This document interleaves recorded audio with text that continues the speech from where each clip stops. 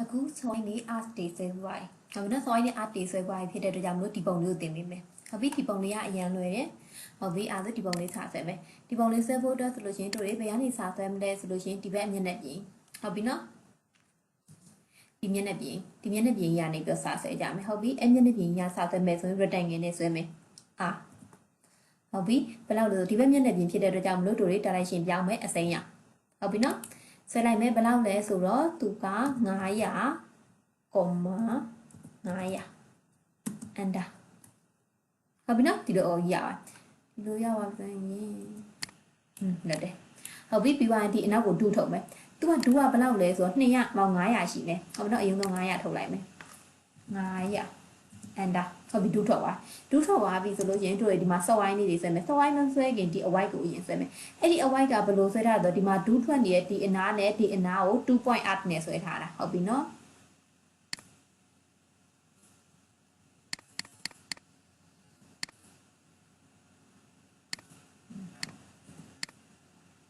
မင်းတို့မြင်ရမှာဆိုလို့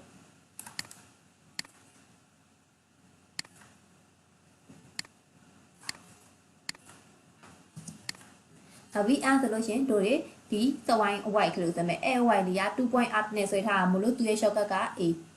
ဟုတ်ပြီဒီအမှတ်ကိုတစ်ချက်ထိမယ်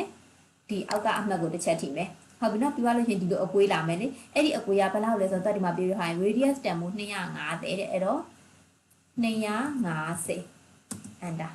ဒီလိုလေးရပါဟုတ်ပြီအဲ့လိုလေးရပါဆိုတော့မတို့လေးဘာလုပ်မလဲဆို push pull လုပ်မယ်ဒါလေးကိုဒူးတင်မယ်ဘယ်ထိလဲဆိုတော့ဒီအနောက်က end point လေးထိဟုတ်နော် end point လို့ပေါ်လာပြီဆိုရင်ကလေးတစ်ချက်ချလိုက်အဲဆိုရပြီဟုတ်ပြီပြီးသွားလို့ရှိရင်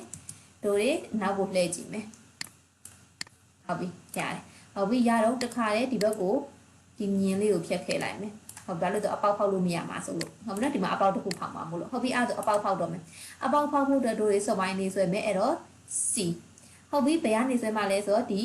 mid point เนาะဒီမှာတင်လိုက်တာနဲ့ mid point ဆိုပြီးပေါ်လာလိမ့်မယ်ဟုတ်ပြီเนาะ mid point ကနေဆွဲမယ်ဟုတ်ပြီ तू ကဘယ်လောက်လဲဒါမီတာတန်ဖိုးက250တဲ့အဲ့ဆိုရင်တို့တွေက radius နဲ့ဆွဲမှာဟုတ်ပြီเนาะ radius နဲ့ဆွဲမှာဖြစ်တဲ့အတွက်ကြောင့်မလို့တို့တွေဘယ်လောက်လဲဆိုတော့250တဝက်ဆိုတော့125 enter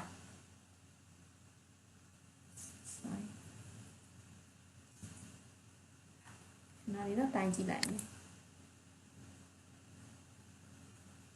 erase နဲ့အရင်ဖြတ်လိုက်မယ်ဒီ125ဟုတ်မဟုတ်တိုင်းကြည့်မယ်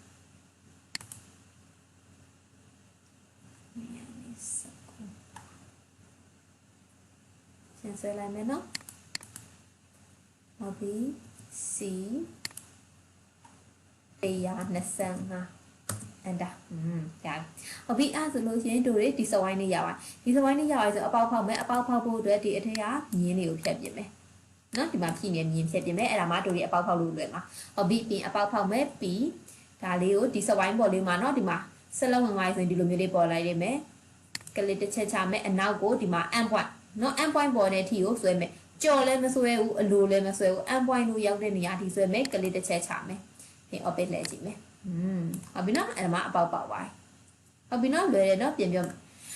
မယ်နော်အရင်ဆုံးဒီဘက်ညက်နဲ့ပြင်ဆွဲလိုက်တယ်ဆွဲပြီးတော့အနောက်ကိုဒူးထုတ်တယ်ဒူးထုတ်ပြီးတော့ဒူးပိုတဲ့နားနေပြီးတော့ဒူးပြီးသွားတဲ့နားနေပြီးတော့အပေါ်တမန်အောက်ကိုတမန်2 point up နဲ့အဝိုက်ကလေးဆွဲလိုက်တယ်ဆွဲလို့ပြီးသွားပြီဆိုတော့မှဒီစဝိုင်းလေးကိုဆွဲပြီးတော့အပေါက်ဖောက်လိုက်တယ်ဟုတ်ပြီနော်အဲဆိုလို့ချင်းဒီပုံလေးဆွဲကြည့်နော်ဒီပုံလေးအရင်လွယ်တယ်